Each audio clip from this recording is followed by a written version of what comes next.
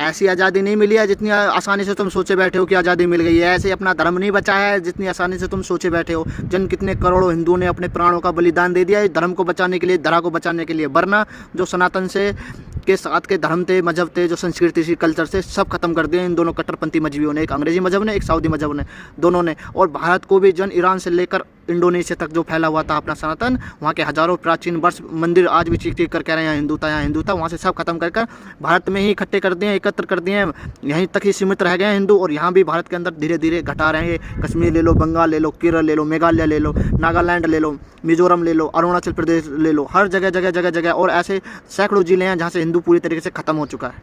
और हिंदू जागने के लिए तैयार नहीं है। कम से कम अपने क्रांतिकारियों के बलिदान और संघर्ष को तो देख लो, कितना संघर्ष और कितना बलिदान कराया, जो कि अब आज हम आज़ाद भारत में खड़े हैं। और तुम आज़ाद भारत में आकर धर्मांतरण करते फिर रहे हो, तो तुम इस देश के वो गद्दार हो जिनको कभी क्षमा नहीं किया जाना चाहिए। और उम्र कैद बहुत दूर की बात, 8 सालों में गोली मारी जानी चाहिए। तुम वो गद्दार हो, धर्मांतरण करने वाला जो अपने धर्म का सगा नहीं हुआ, वो इस देश का सगा होने की उसे उम्मीद रखी जाए। अगर कोई इनको वफादार समझे तो ये हिंदू की सबसे बड़ी मूर्खता है। ये वफादार नहीं हो सकते। जो साला धर्म की सगा नहीं वो देश का सगा होगा, तुम उसे उम्मीद लगाए बैठे वो हमारे से वफादारी करेगा। अरे ये धर्मांतरण करने वाले हिंदू के प्रति, अपने समाज के प्रति इतनी नफरत भरे बैठे हैं कि इनको अगर मौका मिल जाए तो ये हिंदू के बच्चे इनको काट डालेंगे और महिलाओं को ज़बरदस्ती उनके साथ रेप कर बर्बरताई कर नंगी नचाएंगे अगर हिंदू समाज नहीं जागा तो। ये इतने बड़े हरामखोर गद्दार नीच हैं, अपने कट्टरपंथी मजहबी विचारधाराओं पर चलकर ये आज से नहीं हज़ारों सालों से बर्बरता क्रूरता करते आए हैं हिंदू के ऊपर। और हिंदू इनको समझने के लिए तैयार नहीं है। इनकी कट्टरता बर्बरता है आज भी झेल रहा है। क्यों? 1947 में हमारे देश को खा गए, फिर भी इनको भाई भाई बताकर पाल रहे हो। और ये आज भी कई राज्य को खा गए फिर भी पाल रहे हो। तुम्हारे जिलों को खा गए, तुम भी फिर भी पाल रहे हो। पूरे भारत में जगह जगह, मेरे उत्तर प्रदेश के हालात बताता हूँ, जगह जगह गांव के नाम पर पाकिस्तानी कॉलोनियाँ बन चुकी हैं। ये तुम्हारे क्षेत्रों में आ रहे हैं भाईचारे के नाम पर तुम इनके क्षेत्रों में नहीं जा सकते। एक बहुत बड़ी साजिश के साथ हिंदुओं को घटाया जा रहा है, ख़त्म करा जा रहा है।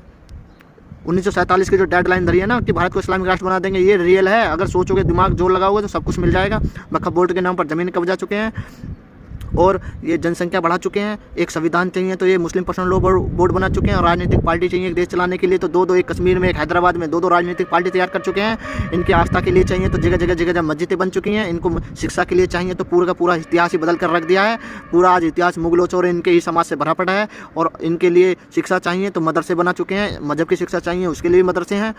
और शिक्षा के लिए मौलवी चाहिए, पूरी तैयारी कर दी है। तुम्हारे मंदिरों का पैसा इस्तेमाल कर ये अपने मजहब को बढ़ा रहे हैं, मजहब का प्रचार कर रहे हैं। जिस मजहब ने कट्टरपंथी, पहले तो ये दिन दहाड़े हिंदुओं से जजिया कर वसूलते थे, या जो नहीं देता था उस मंदिरों को तोड़ देते या लूट लेते थे। आज ये बड़ी चालाकी के साथ हिंदू का मंदिरों का पैसा विकास के नाम पर ले रहे हैं। और दूसरी तरफ फंडिंग, करोड़ों की फंडिंग के नाम पर इनको दे रही है सरकार।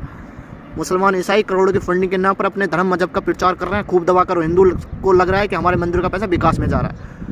आज जो मंदिरों का पैसा इन मौलवियों को दिया जा रहा है, इस्लाम और ईसाइयों को दिया जा रहा है फंडिंग के नाम पर, अगर वही मंदिरों का पैसा गुरुकुलों में लगता तो आज हिंदू विश्व गुरु बन जाता। चीन, अमेरिका इनसे बहुत आगे पहुंच जाता। पर नहीं, हिंदू समझने के तैयार नहीं है। इनको पाल रहा है, उस सांप को दूध पिला रहा है जो एक बार डसेगा ही जरूर इनको, जो कभी साला सगा नहीं होने वाला।